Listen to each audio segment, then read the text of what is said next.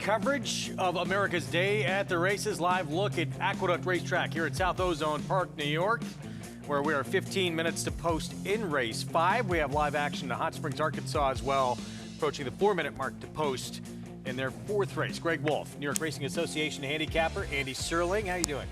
I got a little pocket square envy looking at you with that. Look at that pocket square is very sharp over there. I feel it puts me at a real disadvantage, I think, on the show today. Right off the bat. I already have a disadvantage on the show, but it actually increases it. Good to be here. It was a short show of an hour and a half today, but a little action at Oaklawn, and of course, good to be here with you, and good to be here with you guys too. Yeah, we're going to get out to Hot Springs in just a moment for our first live action here of the afternoon. Show you what's ahead. Presented by Claiborne Farm. We'll bring you races 5 through 7 here in New York. Muddy and sealed racetrack.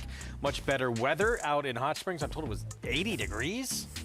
Beautiful weather. Fast main track. Well, we saw a very casual Meg. Before you guys got to see her, she looked like Jackie O there with the shades on. She was looking sharp. She did. She had a good look happening. Usually does. We'll get to that team in a moment. Naira bets where you could play it all. $200 deposit match new customer bonus. With that code at sign up, match 200, bet any track, anywhere, anytime. Right there at nairabets.com. 4th at Oaklawn, mile and a 16th, allowance optional claiming race. Lemon Zest for Brad Cox right now, the big favorite. Andy and I, we were just talking about run a mile in my shoes, though. Outside post to, looks like a major danger. Second choice at 2-1 as we send it out to Mig and Meg. Thanks, Greg. Hey, Andy. And you and I were talking off camera about the same exact thing. We both felt that run a mile in my shoes at the time was 7-2. She's now 2-1. Maybe she's going to wind up going off favored. I did think 3-2 on Lemon Zest is preposterous to me. I just wish she would have done a bit more running last time out, Mig, where she was kind of a disappointing third in that Oaklawn Sports overnight to Near Zuri, who's a pretty decent foe, but this number 8, run a mile in my shoes, she's the horse to beat to me. She's undefeated on the dirt despite having spent the majority of her career running on the grass. Well, there is your favorite, number 1, Lemon Zest. I have to give a shout out, though, to the guys. They were really sweet for my little Jackie O comment. That gave me a little pep in my step. I mean, this filly should be well placed from the start, though. She has some natural speed. I thought she was a little further back than maybe was necessary last time. Here is the 2, Savaro del Sala. Comes off the freshening for Anamia, and she's taking a big step up in class, but as far as her speed, I find she'll be forwardly placed. The 3, Decadent, I believe a major player here. She is. She's a closer who I do find once the ground gets back to a fast track, which is key to me for her. The 4, Bodra, making a second start for Steve Asmussen. Is going to have to get improved. It seems a cut below these. Kind of the same feeling about the 5, Honor Cat. Just haven't seen a race recently that would be competitive. Don't find any in the form lines that makes me want to bet her at a big price. Zagruda does have a good race 2 back on a fast dirt track here at Oaklawn Park. I think a fast track will be very much an improvement for this filly who hasn't done much running on a muddy sealed surface she had last time out. A big long shot in the 7, Ardavina. Yeah, I mean, I think she's a bit more interesting than maybe some of the other long shots we've talked about, but still going to have to make a case for. Run a mile in my shoes. Comes off that big victory. Has speed from the outside. Should be very tough. She'll be tough. Like I said, she's never lost on the dirt, excuse me. She's ultra consistent, making her first start out of California, a Cali bred, and she is the horse to beat, in my opinion. Draws favorably to the outside with speed. Now, Lemon Zest, who 6-5, appears that she's going to be your favorite. She's already a grade 2 placed horse. She was 3rd in the Mother Goose, well beaten by Fully Subscribed, and just narrowly defeated by Drexel Hill for 2nd. But do you think that steady line, the last 3 races, all stakes races, what's really getting people's attention? Absolutely. I think it's the connections, the 2-back race. At the end of the day, is she even that good? In my opinion, I think she's a bit average. And last time out, we thought potentially that she would make a case for even running in the Azeri tomorrow, and she definitely didn't prove that last time out, and kind of, I find, was maybe a litmus test for her in that overnight race, and now they're very well spotted with her in this allowance group, and I just find she's going to have to improve to get around a horse like the 8 on their best day. And the 8 does have natural speed, and that's something that's always a good thing, particularly in dirt racing. Now we're going to take a look at her here. Run a mile in my shoes. And she just blitzed this field. I mean, she never gave them a chance. The race was basically over by the time they turned for home. Yeah, she just got to the front end and cruised. I find she's definitely not going to have the same kind of trip, but just as far as her as an individual, and it kind of seems like, oh, that 94 was potentially an outlier in terms of her speed figures, but this, like I mentioned earlier, she's spent the majority of her time on the grass, and I get it. She's a mare by Street Boss, but I really think she could do her best running on the dirt, as she has proven incredibly successful so far. And Peter Miller doing great. I got to see her kind of behind us as she was on the track. She's got a lot of size and scope to her, and fine. This added distance, about an extra 16th she'll get on the dirt from last time out, she won't have any issues with. And she's 3 for 3 on the dirt.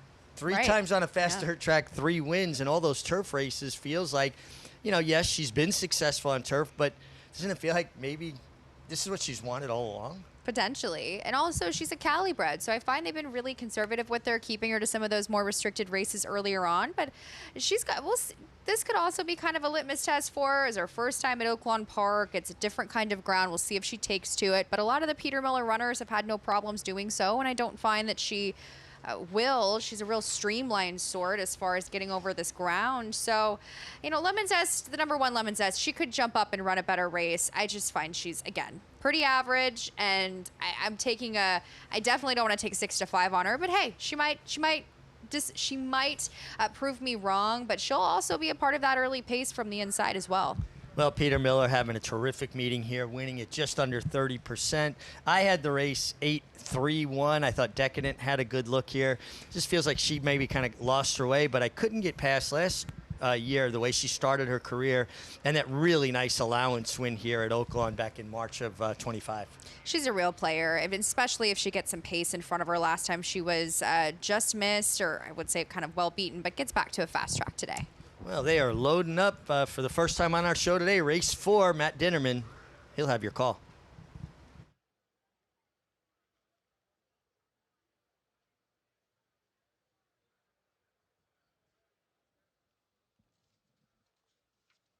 Run a mile in my shoes outside post. We're ready to go.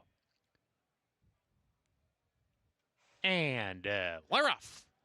Run a mile in my shoes, blasts out of the outside post, is getting over towards the rail. Lemon Zest, Shown Rain, and the 2 favorites hook up now.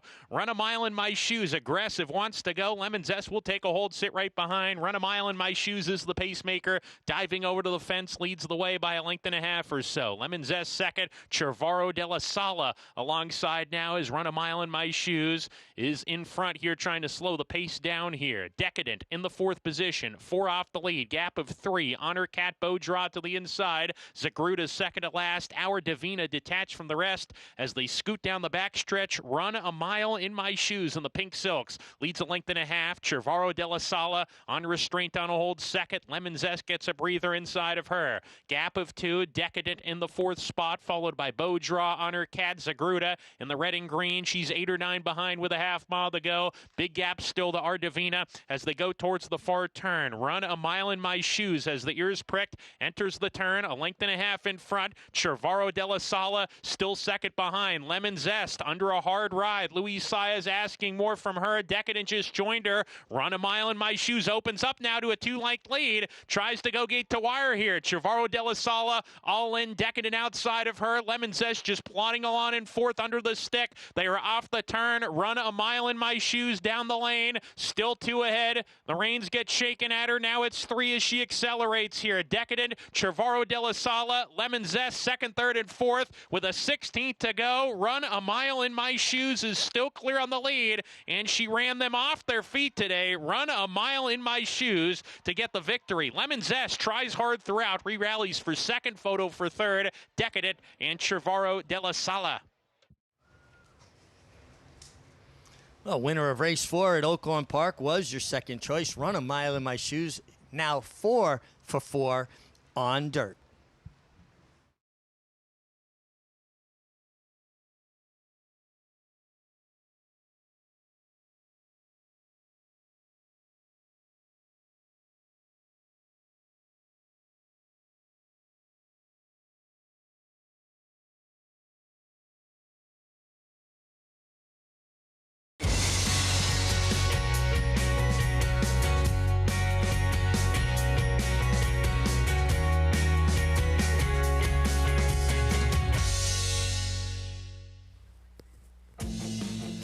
Welcome to America's Day of the Races on Fox Sports 2. Live look at Aqueduct Racetrack here at South Oaklawn Park, New York. We are 5 minutes away from race number 5 on the card. Live action from Hot Springs, Arkansas, as well at Oaklawn with Richie Migliori, Megan Burgess, Greg Wolf, New York Racing Association handicapper Andy Serling. We have a big weekend coming up as well with the Tampa Bay Derby. We do. Great card at Tampa tomorrow. Lots of stakes there. Looking forward to it. Tampa Bay Derby. It's a strong addition. It is definitely one of the strongest additions as far as maybe having potential Derby horses since that great race between Any Given Saturday and Street Sense a number of years ago, which is now scarily 19 years ago. Unreal. I remember watching that Right, race. it's scary because you weren't there. Here's what's ahead. Presented by Claiborne Farm. Muddy and sealed, as you can see on the track here in New York. We'll bring you races 5, 6, and 7. Post parade coming up for the 5th here in just a moment.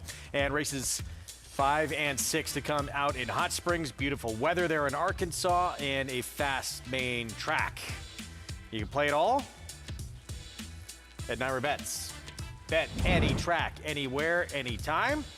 Match 200 code to use at sign up to get that $200 deposit match sign up bonus as we look at just music here in this 1 1/8 allowance optional claiming field. She's ultra consistent. She runs well at 1 1/8. She did win off the layoff. She probably needs to get a little faster to win this race, but she's a big player.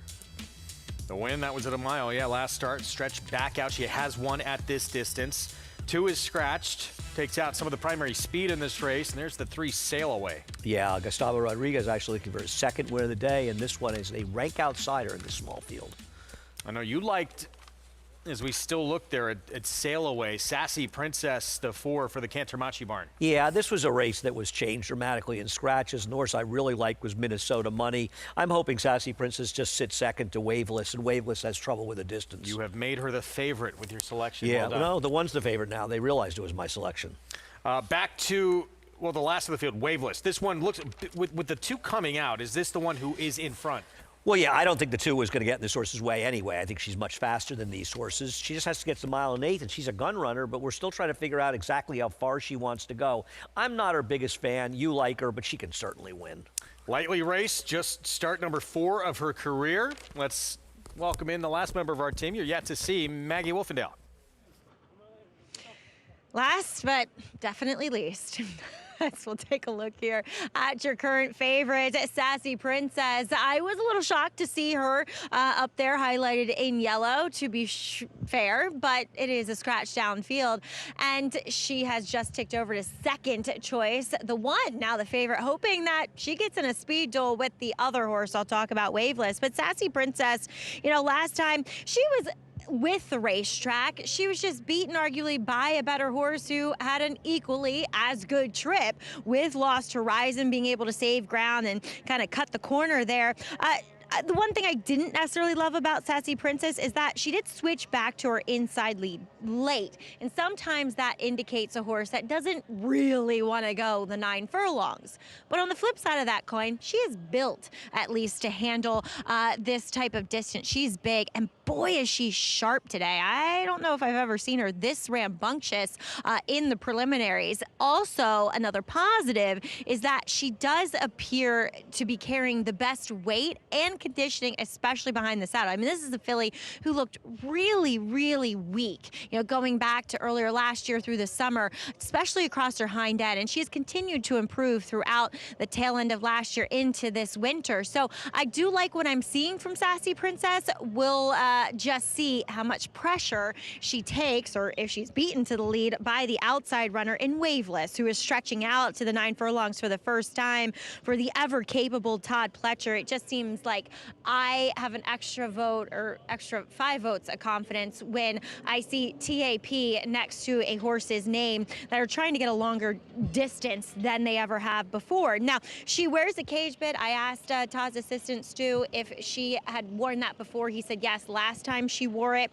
And I liked the effort last time at a mile in which She was pressing the pace from the 3 path, which, again, on February 11th, not a day you wanted to be outside. And she kind of got re-engaged when the winner was able to tip out and run by her. So she indicated that getting a little bit more ground's probably not beyond her. And she's built that way, too. She has continued to progress throughout her short career, putting on weight, putting on muscle mass. So, unfortunately, I did land on her, Greg, as she, at least for me, she's going as the favorite now.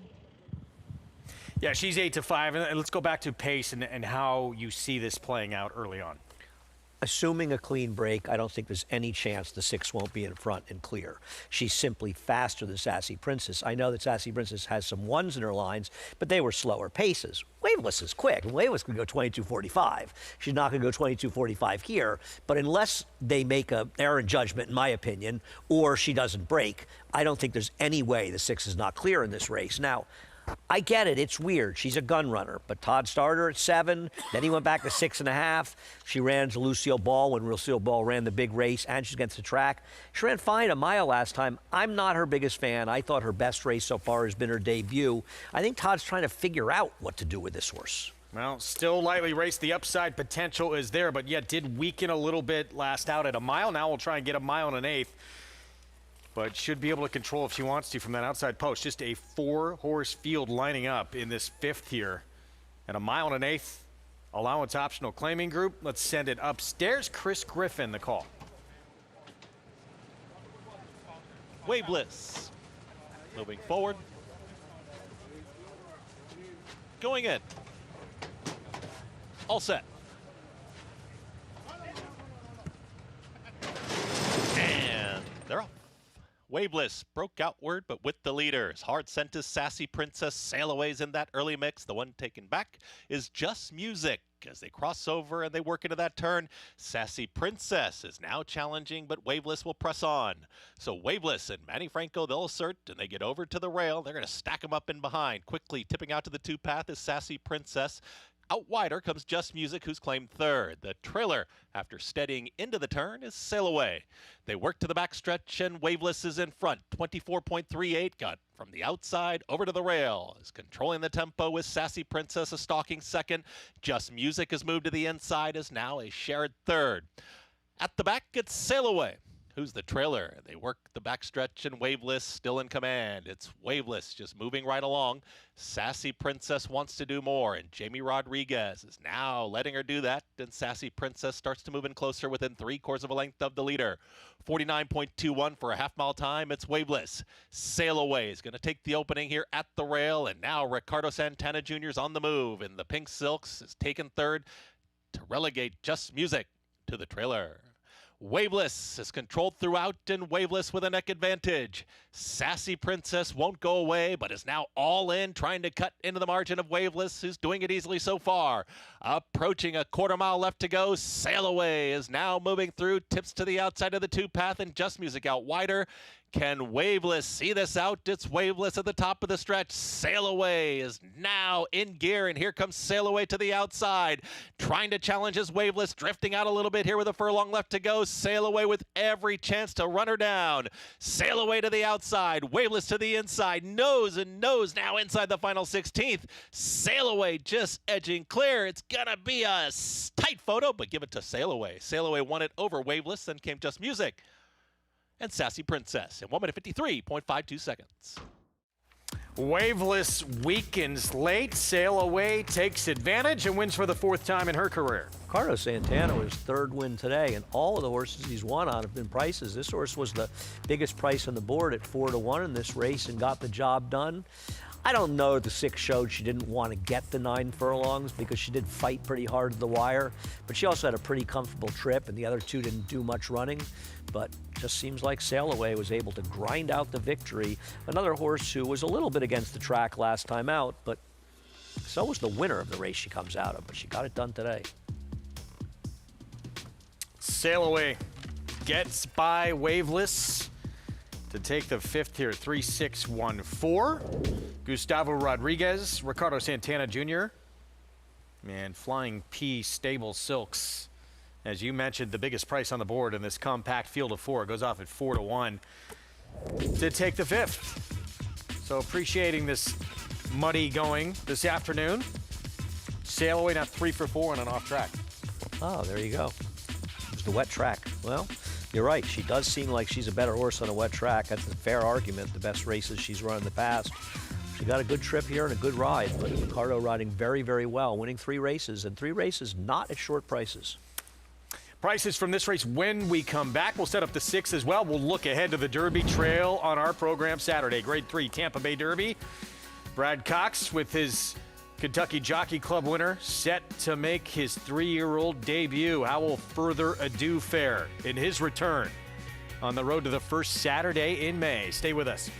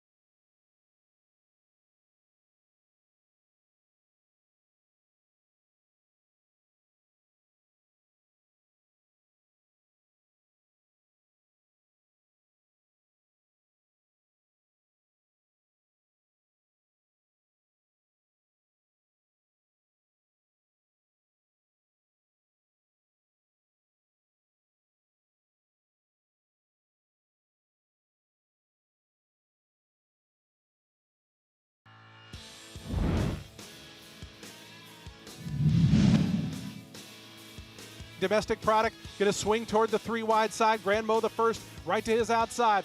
Final furlong time now. No more time. Pokes the nose in front. Good Money tries to counter. Domestic Product. Grand Mo the first still in with a chance. Flying is hardened up the rail. A wild finish here. A titanic tussle in Tampa. If it's any one of 4 here, they drive the wire. No more time or Domestic Product. 2024 edition of the Tampa Bay Derby, which you just reminded me historic because... Well, I was saying, it was historic because there was no betting on the race. They had that power outage, a very frustrating event on their big, big day, and the race was delayed about an hour. And a good trivia question. Now, Domestic Product going to winning the Grade 1.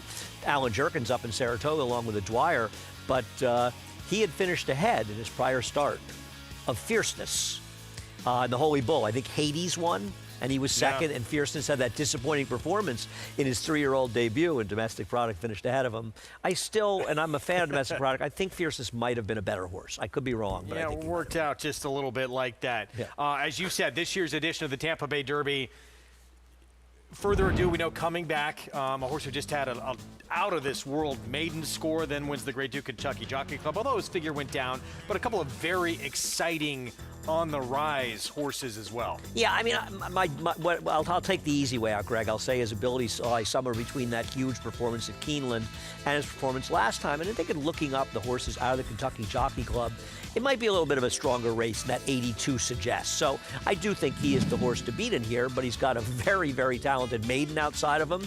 And Canaletto was extremely impressive in his debut. It's a good race. Here's the Grade 2 victory that ended his 2-year-old campaign. We've not seen him since. Late November at Churchill, winning the Kentucky Jockey Club, and including the horses. Yeah, You Match Soldier and Diplomat has come back and run well at Oaklawn. Other horses have run back to, a little bit better than the figs, maybe a little better than their final fig in that race. And, it's always the case when a horse runs the crazy race like he ran at Keeneland, you start to say, could he be the next super horse? Is the kind of horse going to run that again? And sometimes, we see they disappoint, they don't even win. He came back to win. It was workmanlike, so I think a lot of people were a little disappointed because they thought the potential existed for him to be some kind of horse who could win that race by 10 lengths. Having said that, I wouldn't get down on this horse. I think we'll get a good race from him on Saturday, and he definitely could be a major Derby player. Here's Brad Cox on his Kentucky Jockey Club winner awaiting his 3-year-old debut.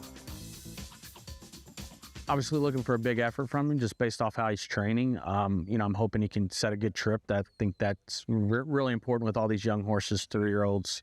Break, be somewhat forward, then relax at some point up the backside, get in a good rhythm, and hopefully finish up well and use it as a building block to maybe the Bluegrass and then maybe the Kentucky Derby. He's trained really well. We missed a little bit of time with him in December. He's always been a really good workhorse. He's continued to work well here in South Florida, and we've been targeting the Tampa Bay Derby for a while. I feel like he's ready to go. I wouldn't say he's like 100%. He's not a big, huge horse either, so I don't think he needs a tremendous amount of training, but I expect a big effort. So if he wins, yeah, he's good enough, but if he doesn't win, he's still got more in him and ready. We'll see. Yeah, that was a lot of equivocating there by Brad. He felt really confident there, didn't he? He had a lot going on to say that, and Brad's one of the most sort of forthright trainers you'll find in the game and honest about his horses. And obviously, listen, no matter how much you like them, they've got to go out on the racetrack and deliver. And Brad's been there before. He's been there with horses that he hoped would deliver that have delivered and horses that haven't delivered, like any good trainer. The potential exists, though, for him to be. I think he's on most people's list as one of the top potential Derby horses. Look, Power Shift, still a maiden, but only one start. Huge Beyer speed figure in his debut against a horse who's highly regarded in emerging market. And then Canaletto, who is so impressive first time out, that $1 million son of Into Mischief for Chad Brown, as we take a look at the upcoming Derby preps.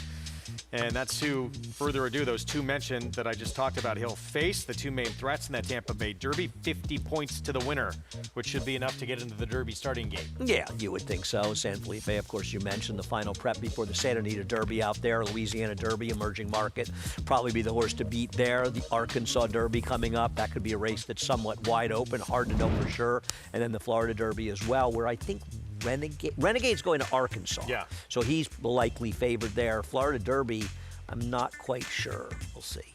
Well, I imagine the horse from the Fountain of Youth, and Fountain of Youth's the best prep I think we've seen so far. Meanwhile, back here in New York, Sail Away at 4-1, which was the biggest price on the board in this 4-horse field. 4-year-old filly by Omaha Beach, Gustavo Rodriguez, Ricardo Santana Jr. for Flying P Stable. Yep.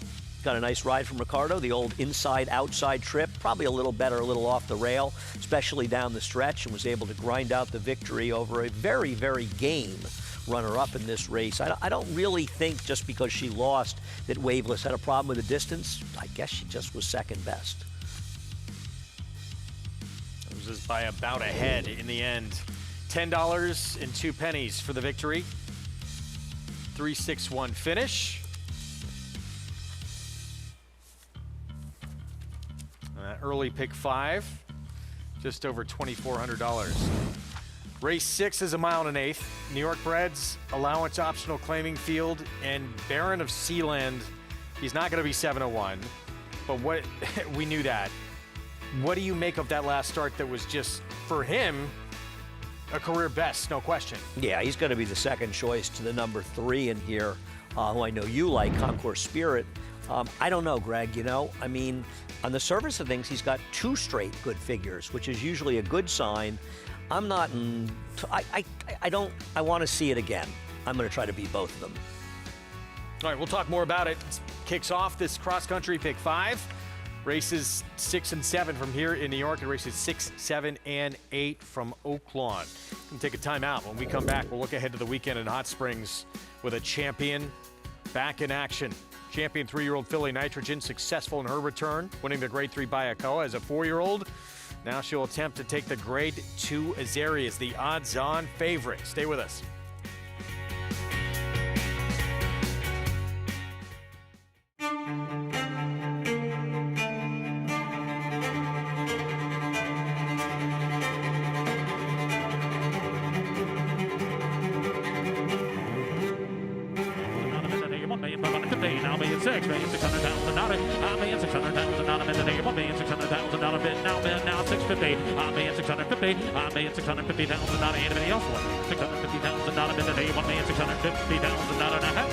$1,600,000, thank you. You bet with Naira Bets. Bet any track, anywhere, anytime. Download the Naira Bets app to play today and get a $200 deposit bonus. Watch live horse racing. Get expert picks. Boost your bankroll with weekly promotions and hone your handicapping skills with exclusive tips and tutorials. Download the Naira Bets app now. Sign up now to claim your $200 deposit match bonus. You bet with Naira Bets.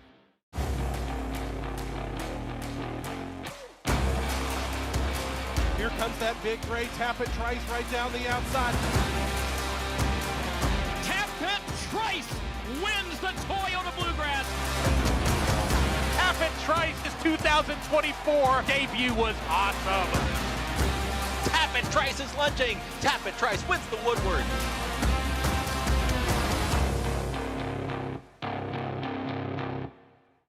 New York breds. Race them. Respect them. Bet them. Respect them. Breed them. Respect them. Buy them. Respect them. Train them for a second career. Respect them. Join us in respecting thoroughbreds at every stage of life. Learn more at nybreds.com.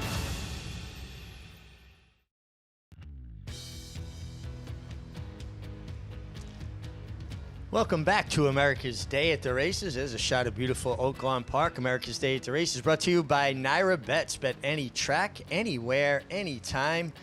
And I am Richard Migliori, joined by Megan Burgess. And we got race 5 coming up here at Oaklawn Park, Megan. And I think we're both of the same opinion. We're both on the 9 horse here, who's 4-1 right now. I thought this horse would be likely the second choice to the number 4 Hello Angel, who's taken favoritism there for Tom Amoss. But Emmeline feels like she found the right group. I liked her in her last, and she's got some early speed from that outside draw. Well, let's start down on the inside with the 1 horse line runner, Ron Huckabee, an apprentice aboard. 11th time could be the charm as she drops in class, but still hasn't shown very much second, third off the bench. Horse making her second start is the 2, Prone to Greatness. Second start and likely needs it, just does not have a foundation of works. 3 horse didn't show much on debut after breaking extremely slow. Princess Harper, Jane Elliott picks up the mount. Completely missed the start there at Fauner Park. Comes off the bench hoping for a sharper beginning.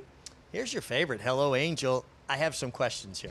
Have some questions coming off of an all-weather try. 2 back, I agree. I think she's still got a little bit to answer to on the drop and tag. And the 5 horse, Carew, hasn't shown much in 2 starts. Hasn't shown much, and I have a lot of questions physically when I saw this horse last time out. Sam, speed and stopped last time. Should be the speed, or should be up there on the pace early, I should say, and has not really followed through and sustained that. But her 3-back effort could menace. 7, Shirley, the 1 went by. The 8, first-time starter, Dixie. Not a lot of pedigree on paper and some slower works that don't particularly inspire first time out. And there's the horse that we both like, Emmeline.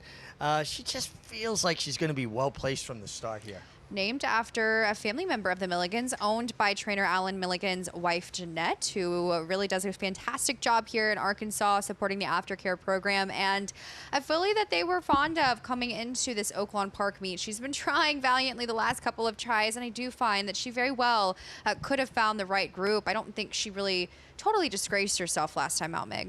All right, quickly, let's just briefly touch on the favorite, the 4 Hello Angel. Her 2 worst races, albeit against tougher than what she's facing here, on dirt were her 2 worst races, though.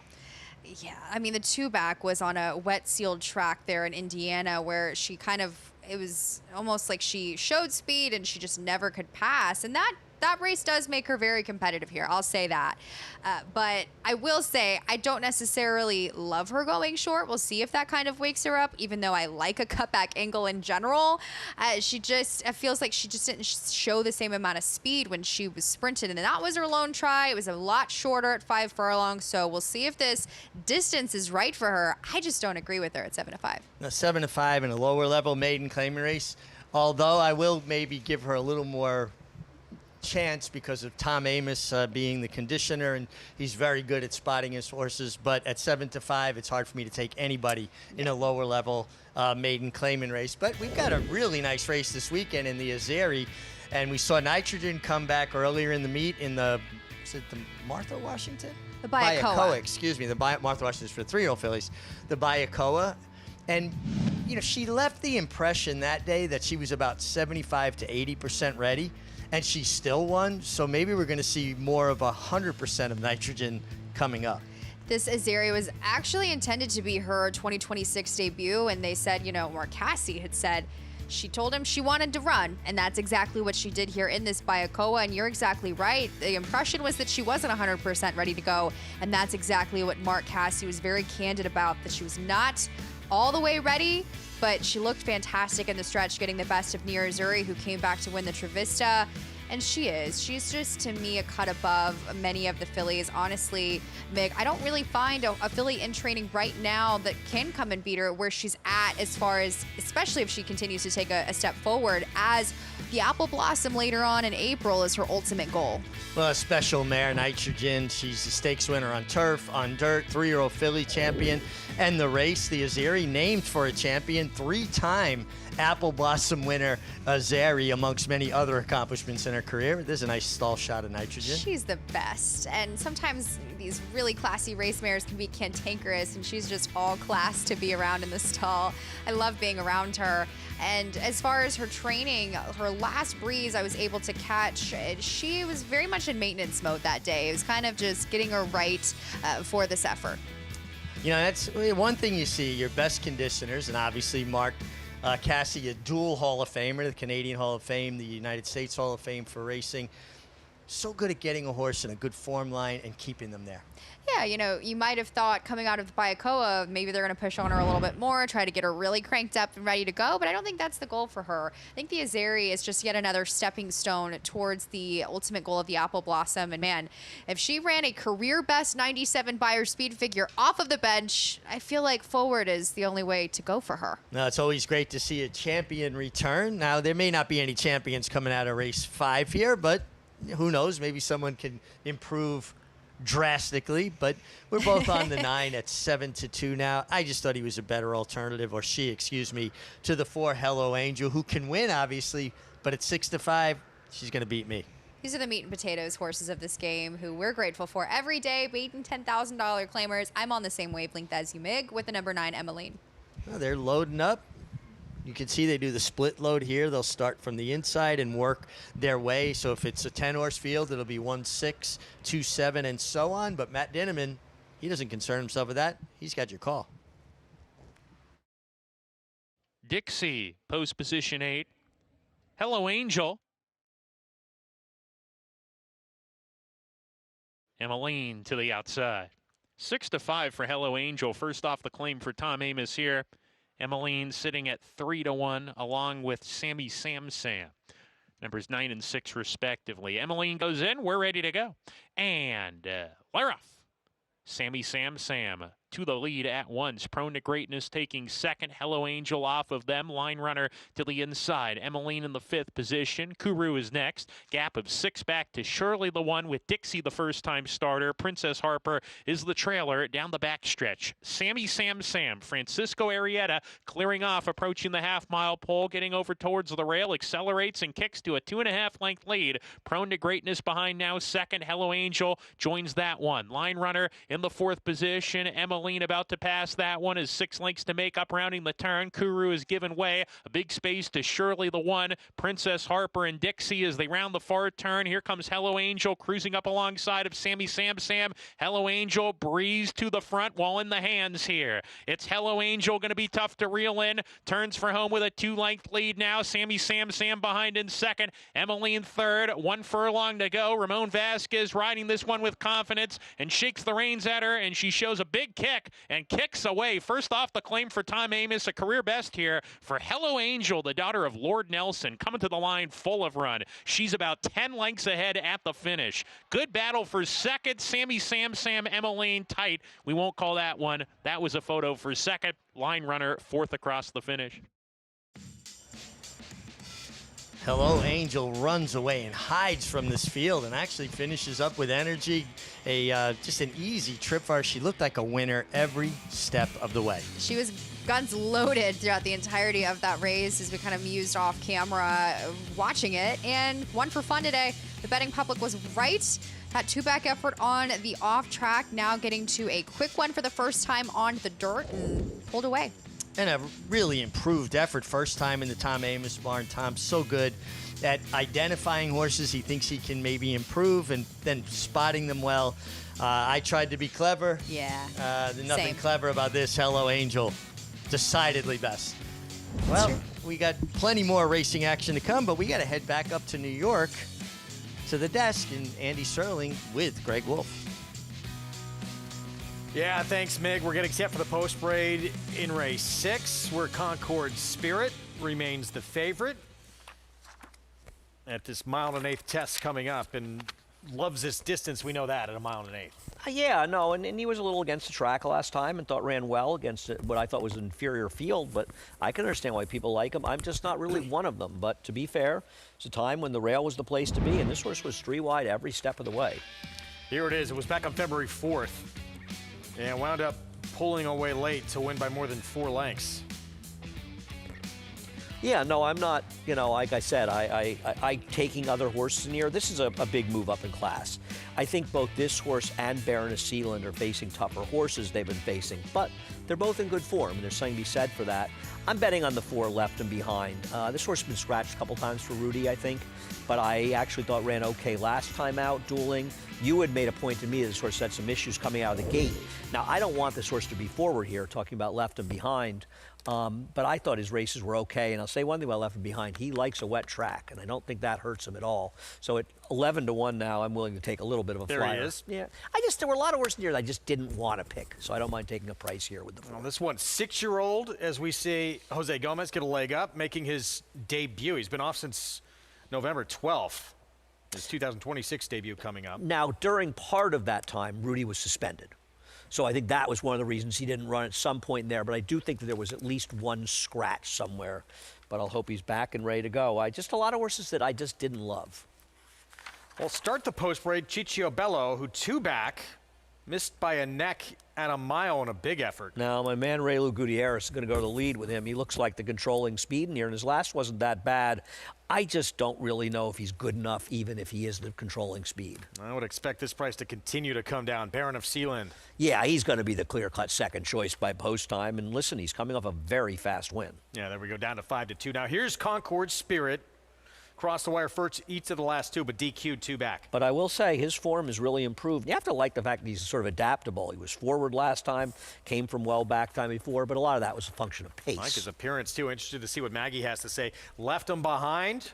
Debut coming up for the 6-year-old. As I said, I liked his last race off the claim for Rudy. I think it's better than it looks, and I think he's got races that give him a chance and a price. Refua at 12-1. He's got some big races against relative to this group. He does. He's also got 18 seconds and 27 seconds and thirds and 47 starts with just the 5 wins. Shadow Dragon at 3-1 with Flavian Pratt. Another horse with a lot of seconds, 8 seconds with just the 4 wins. Does he get better with more distance? I don't think so.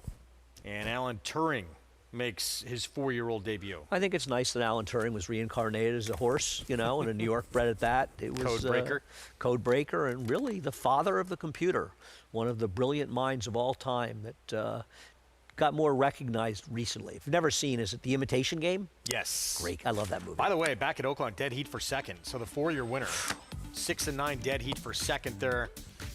How did nobody get by the 6, who looked like he was on fumes at the top of the stretch? Bet $50 each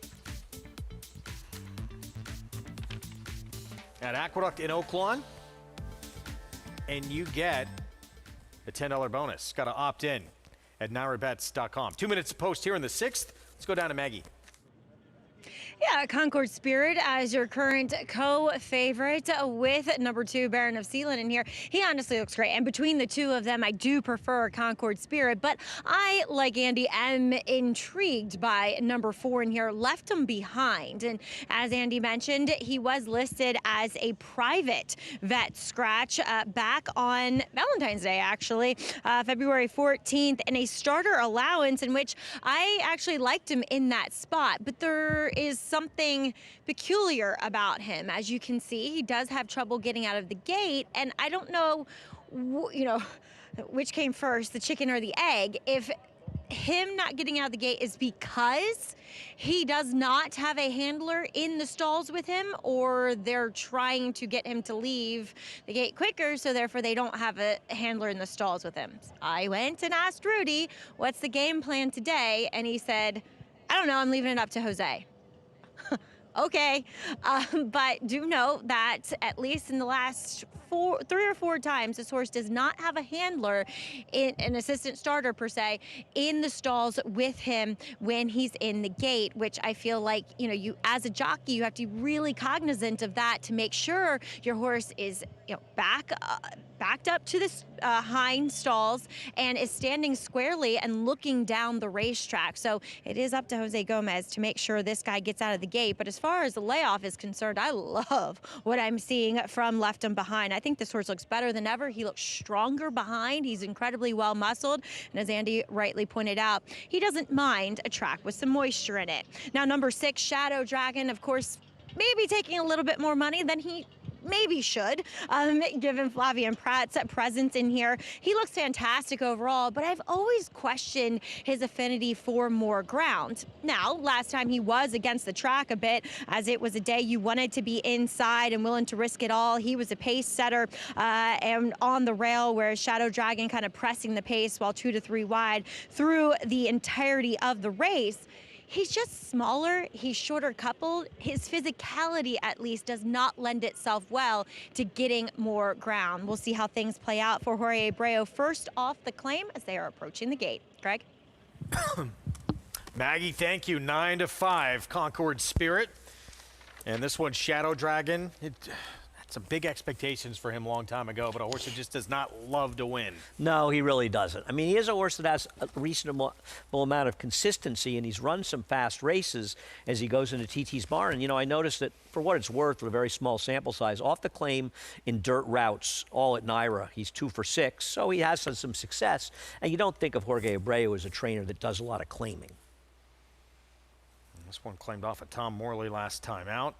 Bill Mott had him a few starts earlier, and Mott had him for most of his career. As we see rider off Ciccio Bello, who distance really seems like a big question mark for him at 1.1 1/8. Yeah, it doesn't seem like there's anything wrong. It just seems like they're getting him into the gate, and they did.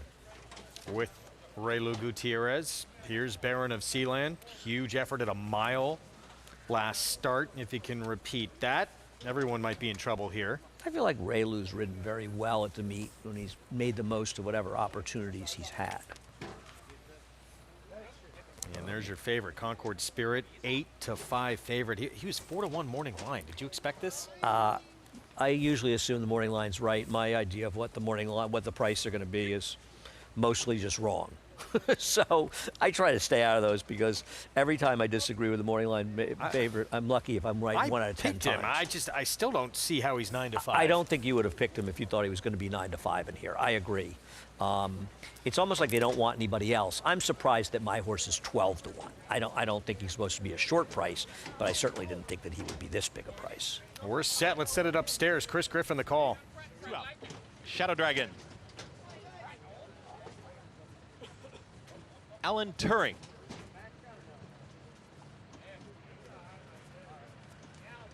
Goes in. All set.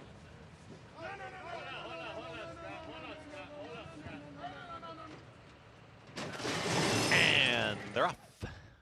Concord Spirit has asked for that early speed, and right there is Baron of Sealand in the orange cap, and Chicho Bello is now hard sent to at the rail, but Concord Spirit's going to be quickest. Concord Spirit takes him into the turn.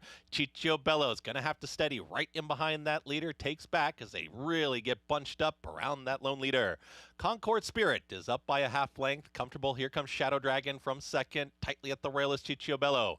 Baron of Sealand, nowhere to go, is now in fifth, is towards the inside of fourth running Alan Turing. The 2 at the back, it's left and behind with Refua. They work to the backstretch in 24.18. The opening quarter mile for Concord Spirit and Kendrick Harmouche, doling out the fractions up by a neck. Shadow Dragon, Flavien Prat right to the outside, is now moving in closer. These two take them up the backstretch here with at the rail still Chicho Bello. Baron of Sealand, a little bit more settled, is still in fifth. 3 wide in that group is Alan Turing. The 2 at the back, left and behind, and Refua. 49.12 for a half-mile time. They work into the far turn now, and Kendrick Harmouche is asking Concord Spirit to sprint for home. Concord Spirit only with a head in front, and Shadow Dragon is now looming up on the outside. Chicho Bello still patiently ridden in behind horses. Alan Turing is all in 3 wide. Losing ground was Baron of Sealand from the back, left and behind, and a rail skimming Refua. They reach the top of the stretch, and Concord Spirit hasn't gone away. Shadow Dragon was trying to push on by, but Concord Spirit keeps fighting on. Alan Turing, Baron of Sealand is even re-rallying down towards the inside. Chicho Bello, grandstand side, left and behind. Shadow Dragon is trying to put away a stubborn Concord Spirit.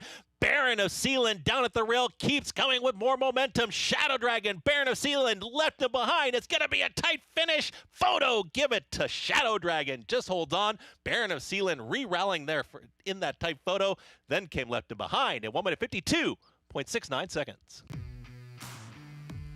Shadow Dragon, we said he doesn't love to win a lot. He does today. 5th win, 27 career starts. Wins first off the claim for Jorge Abreu and Flavien Prat. Kept him close early. Well, it was a strange race because the one supposed to be in front, he just didn't break as sharp and kind of got pinched a little off the inside as Kendrick got the lead in the 3. Surprised to see the 3 in the front end. Looked like Flavien had it measured. Big run by the 2, which is to my displeasure because I had a big 6'4 exacta, 4'6 box. Left him behind, ran very well to be third given the where he came from.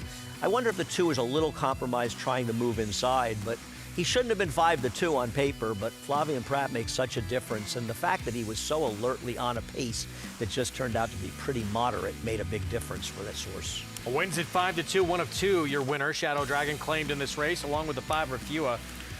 6-2, 4-7. 5-2 over 5-2 over 13-1 over 11-1. I need it at 6-4. I'm a little bitter. I'm going to get over it, but I'm a little bitter right now. Kendrick Harmouche tried to take command early, put Concord Spirit on the front end, but weakens late. And Shadow Dragon with the win here in race 6. Again at 5-2, Jorge Abreu. Prat for owner John Penn. Prices, and we'll set up the finale from New York when we come back.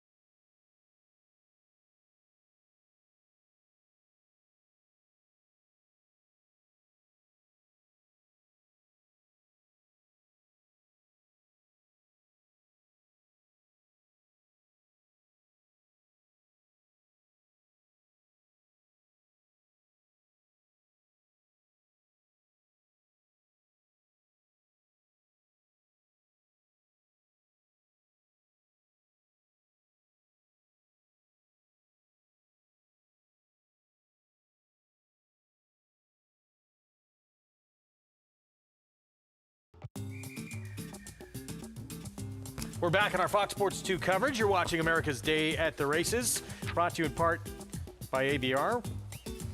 What's new?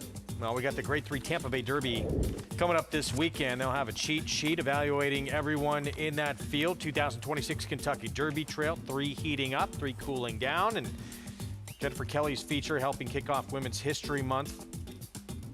I knew what I wanted to do. Perseverance made Sylvia Bishop a racing pioneer. All that and more at ABR. Shadow Dragon, best in race 6. Our winner circle lead-in brought to you by Fasig-Tipton Digital, North America's #1 digital platform for thoroughbreds. Learn more about our auction schedule, digital.fasig-tipton.com. Let's get digital. Shadow Dragon in great position throughout the running of this race under Flavien Prat.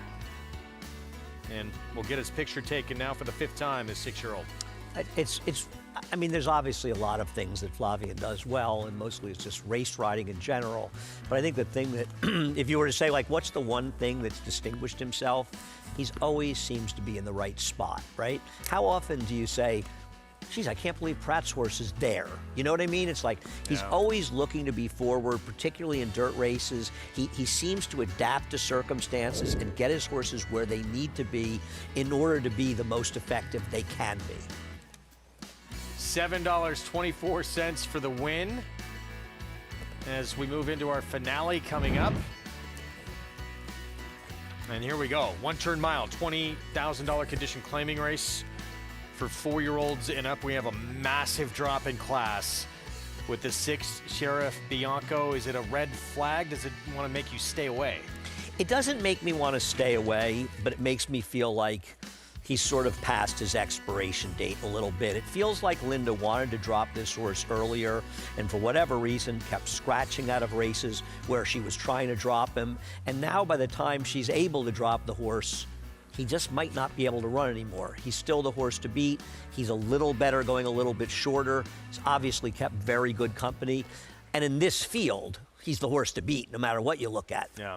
You know. Favorite, though, right now, Pratt looking for the late double, and a 9-year-old who's not raced since June of last year. Seems like a tall order. We'll talk more about that field, though, coming up in a moment. Want to remind everyone your chance to be part of history. The final, likely, Belmont Stakes to ever be held at historic Saratoga. Tickets are on sale now. Be part of history.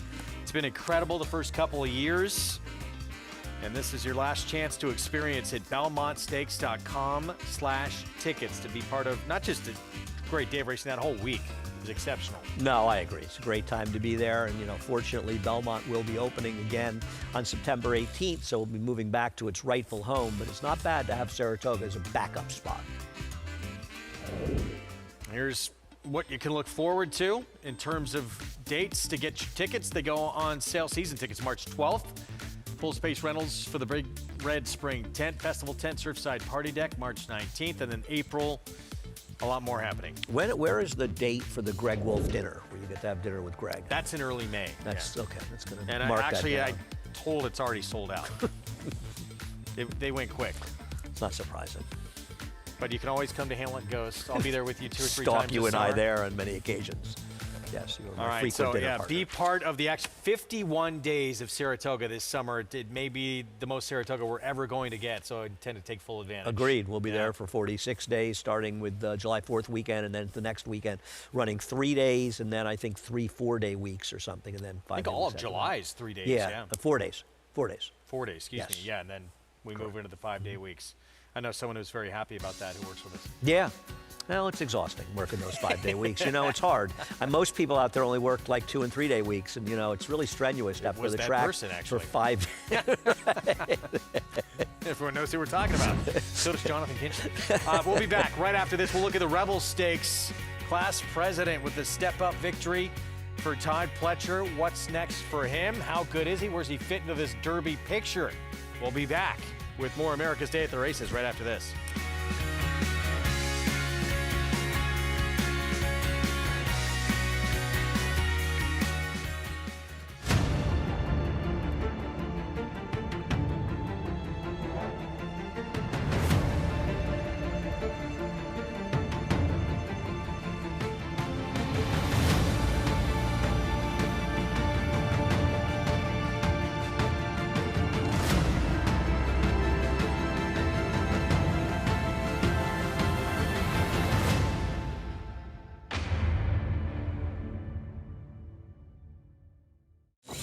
You bet with Naira Bets. Bet any track, anywhere, anytime. Download the Naira Bets app to play today and get a $200 deposit bonus. Watch live horse racing. Get expert picks. Boost your bankroll with weekly promotions and hone your handicapping skills with exclusive tips and tutorials. Download the Naira Bets app now. Sign up now to claim your $200 deposit match bonus.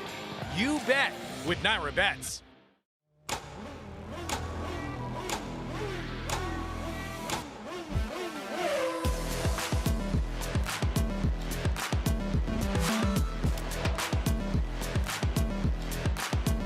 Prince of Monaco's too good for Moose, an impressive winner of the best pal. Miramondi's all hot, but Prince of Monaco too good. Prince of Monaco, standing at Claiborne Farm. Saturday, join Acacia Clement for the Tampa Bay Derby, a Kentucky Derby prep. Plus, Richard Migliori and Megan Burgess for Oaklawn's Azeri with champion 3-year-old filly Nitrogen in a star-studded field. Saturday, 2 p.m. Eastern on FS2. The Belmont Stakes Racing Festival returns for the final time to historic Saratoga Racecourse. Don't miss the Belmont Festival at Saratoga. June 3rd through 7th. Secure your place in history at BelmontStakes.com.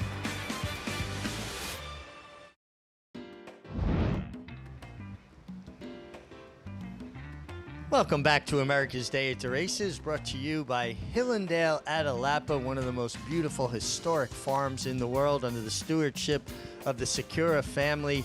Just an incredible looking place, Megan, and that is an incredible shot of where we are. We're in that tent in the infield there here at Oaklawn Park, and right away we're going to jump right into the post parade for race 6. It's a real interesting starter allowance. We've got a big favorite in the 2, Expect the Best, but we're going to start with the 1, Mo Running.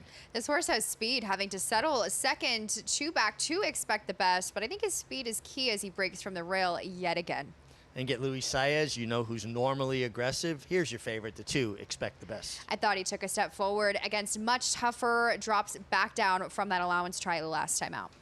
Normally, the 3, Sarah Shaman, shows some speed, should be forward. Should be forward. We shall see. Others are quicker, and this horse does have to prove it to me in this group. This is who I like. I know he needs some pace to help his late run, but Corolo Rapido, the 4. Out of a Grade 1 winner, and kind of been one of those plodding types throughout his career.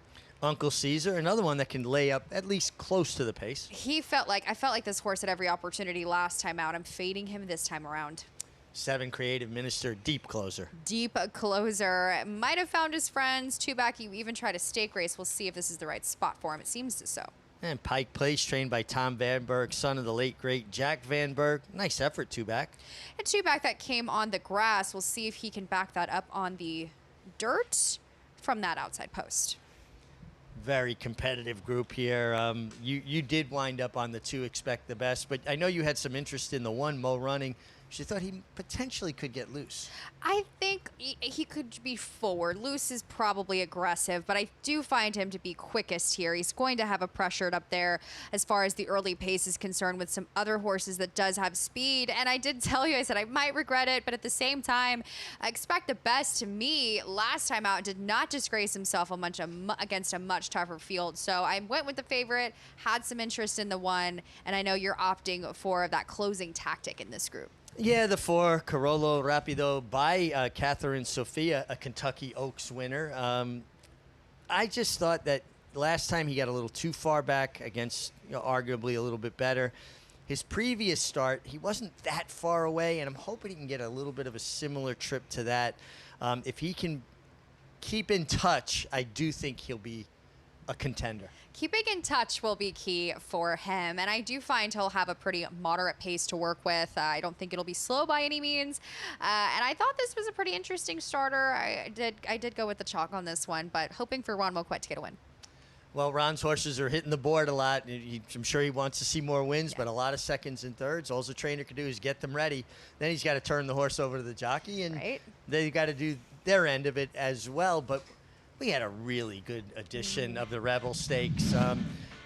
Class president, he took a step forward off of his second place finish in the Swale, and Silent Tactic, he's been in good form the entirety of this Oaklawn Park meeting. The thing I love most about Silent Tactic is that he's a very progressive sort. He is exactly what you want to see on the road to the Kentucky Derby.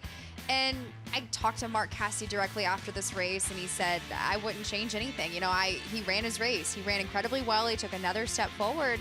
And class president, just viewing him physically, he's still got some filling out to do. He's still got some growth and substance that needs to be made, but did make a very strong showing of himself his first time around 2 turns, Meg. Well, you could see the size disparity in that shot there. Silent Tactic, a much bigger individual. So maybe there's more physical maturation that class president needs to do. But you can't, from a mental standpoint, when a horse fights as hard as he fought, because Silent Tactic got to him with momentum. Now, that being said, I thought Silent Tactic kind of almost got baited into making a little bit of a long, sustained run. It might have muted his closing kick a little bit late, but he had his chance. So I don't want to make excuses. You got to give class president a lot of credit for fighting as hard as he did. The waters are only going to get tougher as we embark on the Arkansas Derby and another talented foe in Renegade, who we saw in a tour de force performance in his last start. Looks like Litmus Test will also be staying on board for that Arkansas Derby, as Silent Tactic is scheduled to make another start, as Mark Cassidy said, hopefully get another win en route to the Kentucky Derby. But Meg, you can't ask for much more when it comes to progressing along as we take a look at this strong leaderboard. I feel like, though, we're at the point where we're starting to get answers to some of those questions, though. Yeah, I think you're right. And, you know, I always had the opinion, I was kind of questioning the overall depth or quality of this 3-year-old crop after Ted Noffey went to the bench, your 2-year-old champion. And I'm starting to feel completely different about it. I think we've got a lot of horses on the cusp of making that step forward and really showing us what they're all about. I'm starting to feel completely the opposite, Megan, that we have a much deeper 3-year-old crop. Well, Todd Pletcher had, obviously, the 2-year-old champion come out of the barn. He needs some time, and then he gets 3 Kentucky Derby contenders on the flip side of that very shortly after, with Nearly I'm excited to see take on the Florida Derby. And the Florida horses are tough, but these Oaklawn horses have really been trending in the right direction as well. Yeah, I know. You know, it's funny. You kind of walk a fine line. We're here, so the tendency is this is the horses we're seeing on a daily basis, so we're going to gravitate to them more. But I feel like Silent Tactic has shown that he's legit. He's been showing up. He's been aggressive. And now he'll have a 4th start. He'll have the only horse to have gone through the entire prep season for 3-year-olds here at Oaklawn Park. That's also something I love about Mark Cassidy, is that he runs his horses, and I think doing so, it's a thin edge, right? You're trying to get a horse to peak the first Saturday in May while also not having them run their best race on March the 28th. So sometimes these losses sting a little bit on the day, but I think the progression is a win in my book, and as far as Silent Tactic is concerned. But class president, as I mentioned, I'm excited to see him progress physically and mentally as well. There's a horse that you talked about all week long, too, that you really kind of had an affinity for him. And he ran well. He ran extremely well. Well, from the Rebel back to race 6 here, a starter allowance race at Oaklawn Park. We both feel like Mo Running will probably be the pace setter. Expect the best. Needs to kind of set up shop right in behind him, doesn't he? He does. He is better when he's more forwardly placed, and 2-back when he did end up winning pretty nicely there for Luis Saez, who will land elsewhere. He kind of followed that early almost mature move from Jaime Torres on Anthonian. So he's rateable, he's tactical, he's got the speed, but I do want him to be right up there to not potentially have too much work to do on the front end catching a horse like the one. And of course, closers trying to hold them off as your pick, the number 4. Yeah, I thought Carolo Rapido had a look. 5-year-old son of Curlin out of the Kentucky Oaks winning Catherine Sophia. I guess the key to him is if anybody puts enough pressure on the one Mo Running and we have a legitimate or pace a little bit on the faster side, well, we've got opinions. The horses will have the answers. Matt Dinnerman, he'll have the call. Uncle Caesar, post 6, 2-back, Creative Minister, and Pike Place to the outside. Here's Pike Place. Go again. We're ready to go. And we're off. Carolo Rapido off a little bit sluggishly. Mo Running from the inside post grabs the lead early. Sarah Shaman a half length back early. Expect the Best into the third spot. Creative Minister next as they corner with Uncle Caesar. Pike plays second to last. Carolo Rapido at the back as they're strung out. Mo Running sets the tempo here. Scoots away to a 2.5 length edge. Sarah Shaman behind now in second. Mo Running trying to get out here a little bit. Luis Saez doing a good job to keep him straight. Getting over towards the rail. Still leads by 2.5 or 3. Sarah Shaman second. Expect the Best parked outside of him. Gap of 5 to Creative Minister. Passing Uncle Caesar. Carolo Rapido inside of him. And Pike Place is at the back as they head down the backstretch. Mo Running doing plenty of running early on in this race. In front by 4, maybe even 5 as they make their way midway down the backstretch here. Expect the Best. Even with Sarah Shaman. They're 5 better than Creative Minister. Carolo Rapido on the rail. Pike Place second to last now, and Uncle Caesar has dropped out as they go into the far turn. 3 furlongs to go for Mo Running. The lead is decreasing. 2.5 lengths now with 3 furlongs to go. Sarah Shaman second. Expect the Best gets a giddy-up reminder. Claims second, comes after Mo Running. Now Expect the Best is on the move, gaining ground on Mo Running. Let's see what Mo Running has for the final quarter mile. The reins get shaken at him. Expect the Best right up on the outside as they come off the turn here. Expect the Best. Mo Running side by side. Expect the Best going to the lead. Mo Running cannot keep up. Pike Place outside trying to get by Expect the Best, who's got the lead. Expect the Best clear by 2.5. Now it's 3 with a 16th to go. Expect the Best. Rafael Bejarano clearly best here in race 6. Pike Place was second. Mo Running holds third. Carolo Rapido is fourth. And once again, the public landed on the proper horse in the 2 Expect the Best, who's had a beautiful trip under Rafael Bejarano. It's been a pretty chalky 3 races that we brought to you here at Oaklawn. Yet again, I just felt like Expect the Best was best in this spot. He got that perfect tactical type trip, sitting right off of the speed of the 1, and was best at the end of the day for trainer Ron Moquet and Rafael Bejarano. Yeah, good trip. Gets it done. Pike Place rallied for second. Mo Running, your pace setter, was third. And once again, Carolo Rapido broke slowly. Kind of something that's becoming a habit. Well, we broke fast today. We're all done here from the Oaklawn Park set. 3 in, 3 out, and head back to Aqueduct where the post parade is coming up. Yeah, thanks you too. Post parade here for the 7th to close out our card here in New York, this 1-turn mile. Here's Solo Empire with Ruben Silvera. Yeah, the horse is only 2 for 27 lifetime. It just looks a little slow. First Trumpet, that was a performance that puts him in contention last out. 2 for 37. 431,000 in earnings. Been a long time since he's gotten his picture taken. Kiss Me, Hold Me, Thrill Me at 12-1. Yeah, for horses double-digit odds in this field, this horse has some things to recommend. The Yeah. recent form's okay. Sheriff Bianco, the huge drop in class for Linda Rice. You just wonder about this kind of drop at this point, how competitive he is, but his good races are too good for these. Solo Dancing comes off a win. It was against Softer. Yeah, that's what I mean. I just think this is a much tougher field. And can Pratt close out the late double? Again, a 9-year-old who was not raced since June of last year, High Tide, the 8. Yeah, I mean, listen, he is the other horse besides the 6. If you trust him off the layoff, we'll see if he can run well off the layoff. So how does High Tide look coming back after all this time away, Maggie? Yeah, Craig, the problem with High Tide is he's one I've never liked the appearance of. And to be fair, he is only 1 for 10 lifetime. He's 2 for 16 on the dirt overall. Yes, a wet track I think actually helps him a little bit because it's not like it's a super wet, sloppy track. It's actually a track that has been sealed with most of those standing water out of it. It's fairly packed down. So I think horses that may prefer the turf a bit more tend to get over it a little bit better. Now, he looks strong in his hindquarters, which is sometimes my biggest gripe with him, for him, relatively speaking, but he's a horse that just never carries much conditioning, never looks good in his coat. He does come back wearing those front wraps, though he is protected here, he's in for the waiver.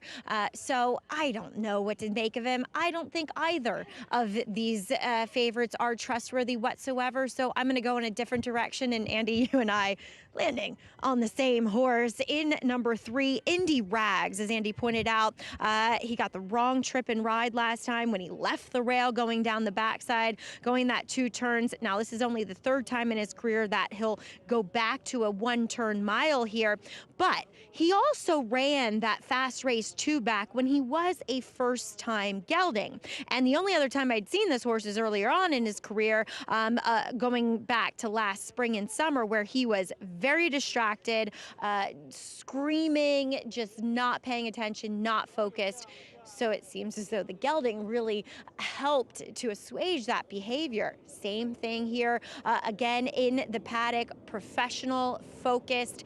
So I think gelding has made a lot of a big impact on this horse, and I'm hoping that that first race, while a new gelding, was showing us the true Indy Rags, because otherwise physically he looks tremendous in the prelims leading up to this race, Greg. Positive signs. All right, thank you, Maggie. 8-1 right now on Indy Rags. I mean, I think you have to look at, who are the logical horses if you're against the 6 and 8. Not to say they may run 1-2 in here, and I just think this horse makes a lot of sense, and I'm always happy to hear Maggie likes the horses I like in the paddock, and certainly it's a lot better than not liking how they look, and it's always encouraging to me. Thought this win was a good race, and it was far and away the best race he ever ran, so to me an indication that he was kind of turning things around. He gets claimed out of his last race, where I agree with Maggie. He just got absolutely the wrong ride in there, and we've seen this a lot. You're going to see exaggerated good performances and exaggerated bad performances running with or against the extreme bias, and this horse was way against the bias last time out. I'm going to bet on horses that were against the bias. You're going to have some losers, but you're going to get some horses at big prices that will outrun their odds, and I'm hoping Indy Rags is one of them. And it worked for you earlier in the card. It worked for me earlier in the card. It worked against me a couple times, but I had a nice price in the first race, and I'm hoping I can close it out with a good price. Yeah, that was, I believe, 8-1 on Full Attack to kick things off. Nice call there. See what happens here to close out our Friday action from New York. Even money on this massive class dropper. Sheriff Bianco just been facing so much tougher company, and now the big drop down. If he can't win here. Yeah, I agree, and he may get claimed. Listen, the connections did very well with this horse. It turned to be a great claim by Linda. I think the mistake they made was not dropping him earlier. Manny Franco will be aboard. That's the 6 we're talking about, the even money favorite, who steps in for Linda Rice, who's 27% at the meet. Pratt trying to close out with a late double. He's on the outside run of the 9-year-old, away since June of last summer. That's High Tide. Let's go to Chris Griffin for the nightcap from New York.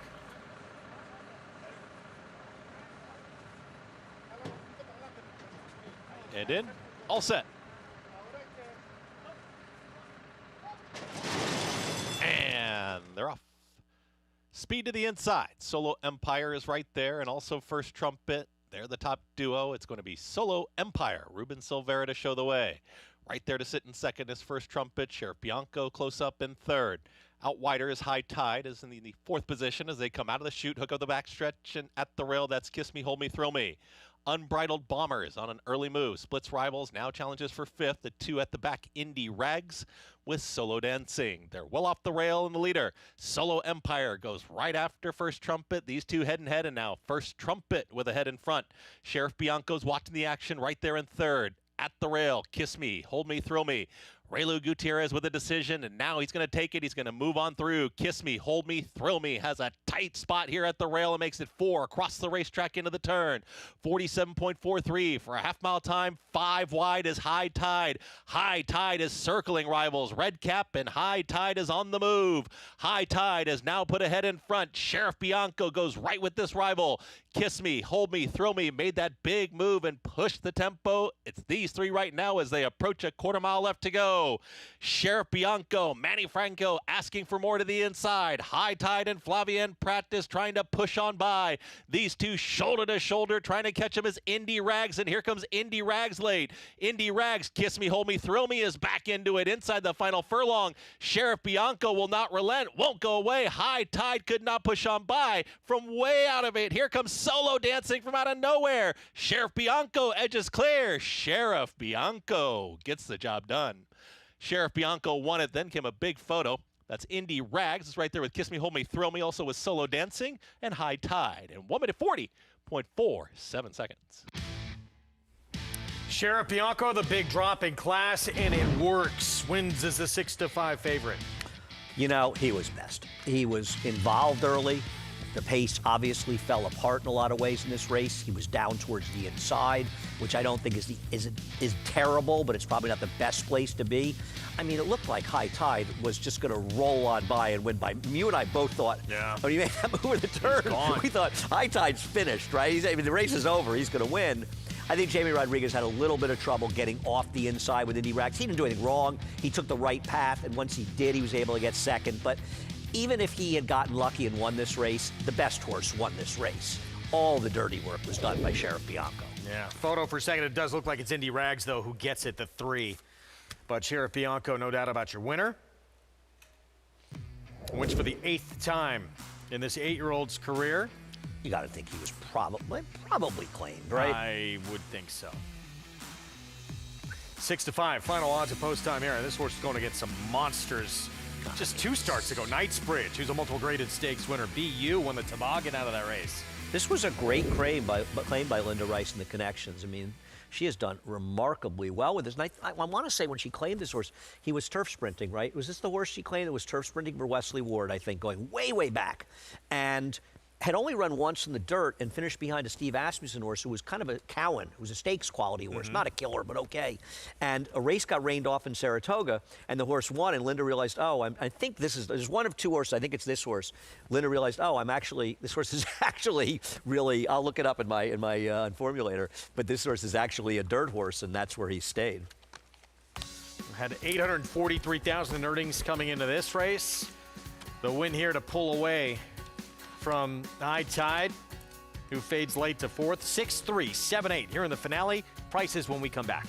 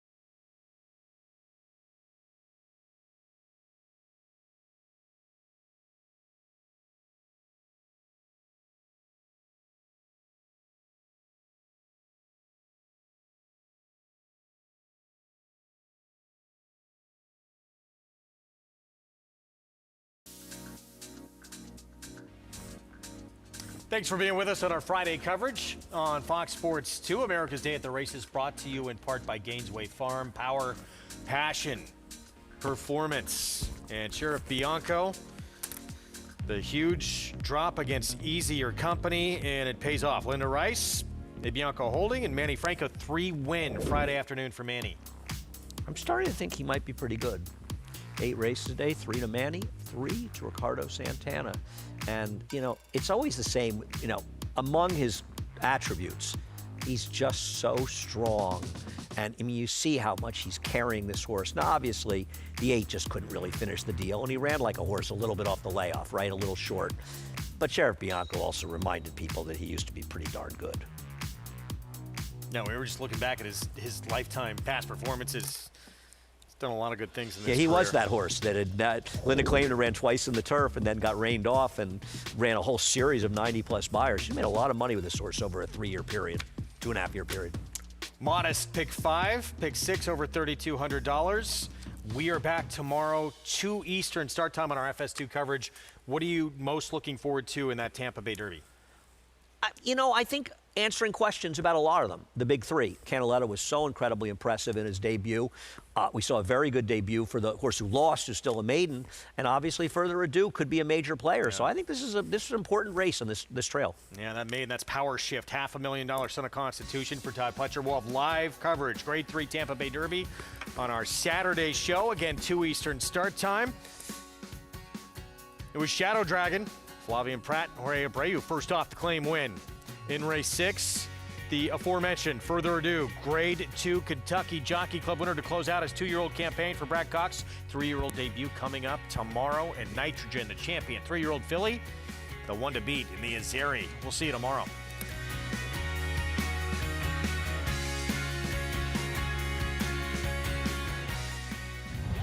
Gunrunner is the sire of 16 millionaires and 12 Grade 1 winners. Last year, he sired $17 million yearlings, including the Keeneland September sale topper. He was the sire of the $2.2 million Keeneland November weanling sale topper as well. Gunrunner was the co-leading sire of 2-year-old Grade 1 winners, including Breeders' Cup Juvenile Fillies winner Super Corridoro. Gunrunner, breed true. The day is here when legends are made and anything is possible. The 2026 Arkansas Derby, where the prize is $1.5 million and a shot at glory at the Kentucky Derby. Here's Sandman threatening to run a big one, and Sandman, he's run his A race, and he gets a confidence booster heading to Kentucky. Come witness history. Plan your stay today at Oaklawn Hot Springs and come join the fun. Adelphi Racing Club offers the unparalleled excitement of owning thoroughbred racehorses at a fraction of the cost. We're not just a syndicate, and our members aren't just investors. We are partners. Our New York-based high-performing equine athletes, trainers, and jockeys compete and win at the highest level circuits. Contact us online to get a taste of the Adelphi difference, and let's win races together. Racetrack Television Network brings you every race from every track on every screen every day. Monthly packages starting as low as $5 per month. RTN gives you great value and access to more HD streaming and race replays than anyone. Visit rtn.tv today to sign up and watch on almost any device, including Roku and Amazon Fire.